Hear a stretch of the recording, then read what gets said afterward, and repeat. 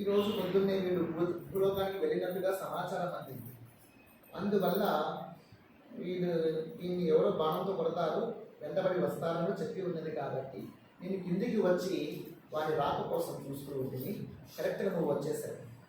వాడు అక్కడికి వచ్చి అదృష్టం అయిపోయినాడు, నిన్ను చూశాను. ఇకపోతే నువ్వు పైకి రావాలి అంటే నేను సమాధానం చెప్తే ముందుకు వెళ్ళిపోతావు.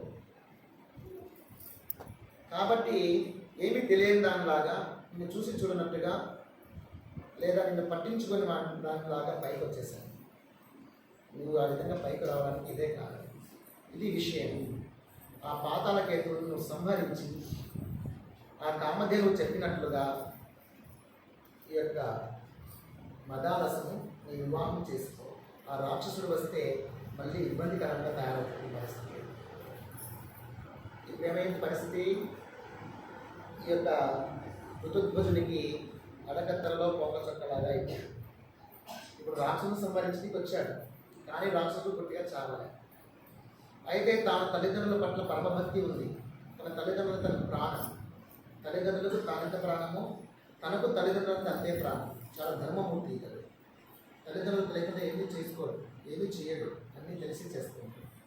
ఇప్పుడు మా అమ్మా నాన్న దగ్గర లేనప్పుడు నేను ఏ విధంగా పెళ్లి చేసుకునేది అని చెప్పేసి ఆలోచన చేసుకున్నాను.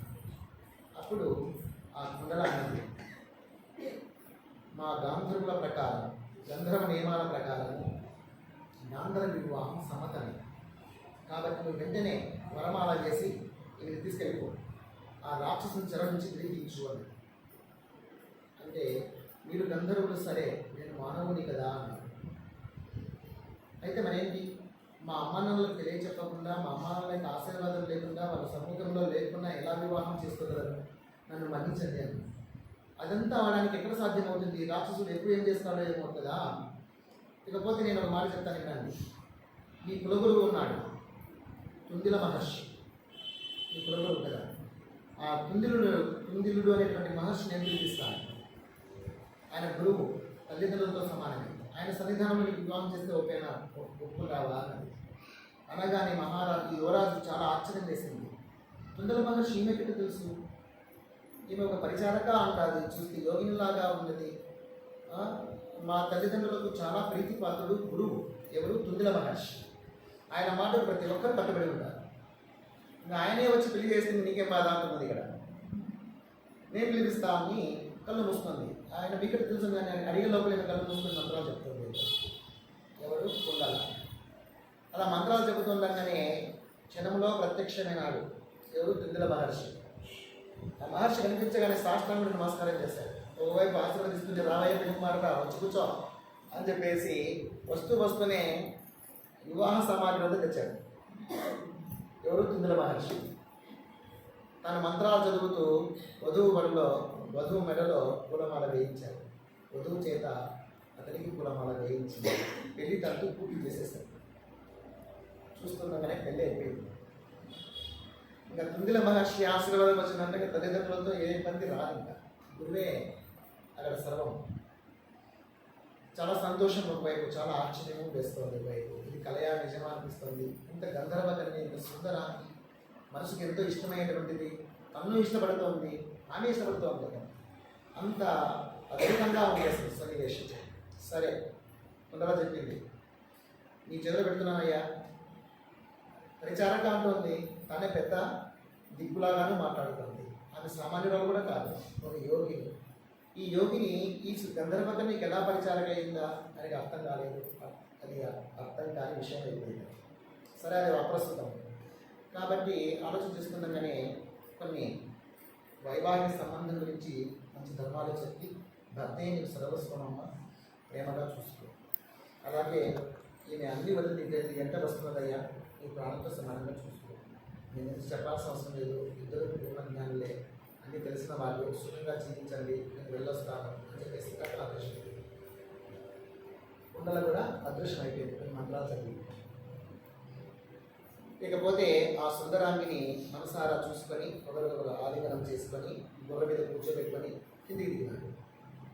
అంతఃపురంలో నుంచి కిందికి దిగగానే ఈ లోపల ఏం జరిగిందంటే, ఈ పాతాళకేతువు దెబ్బతిని ఉన్నాడు.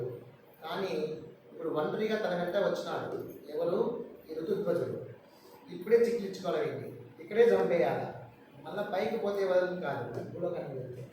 కాబట్టి తన సైన్యాన్ని కూడా కట్టుకున్నాడు. అలాగే తన తమ్ముడు ఉన్నాడు తారాకేతు, ఆ తమ్ముడు సహాయం కూడా కోరినాడు.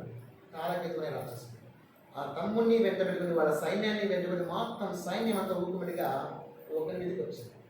దాంతో ఈ యొక్క మదాలస భయపడింది ఏమీ భయపడవద్దు, నిశ్చింతగా ఉందని చెప్పేసి గుడి మీద కూర్చోబెట్టేసి తాను దిగి ఎదురుగా పరిగెత్తడానికి పోయి తన అస్త్రాలతో అందరినీ తూట్లు ఈ పాతాళకేతువును ప్రాణం తీసేశాడు, పడబెట్టేశాడు. తాళకేతును కొడితే ఒకే దెబ్బకే వాడు గిరగిర తిరిగి ధనం పడిపోయాడు, మూర్చబడిన వాడిని చంపడం సమంజసం కాదని చెప్పేసేసి మిగతా సైన్యాన్ని అంతా కూడా పూర్తిగా పడబెట్టేసి తిరిగి వచ్చి మదాలస చూసి చిరునవ్వులు ఉన్నాడు. ఆ మదాలస చాలా ఆశ్చర్యపోయింది. ఇతను చూస్తే కోమలంగా ఉన్నాడు, చాలా సౌందర్యవంతంగా ఉన్నాడు.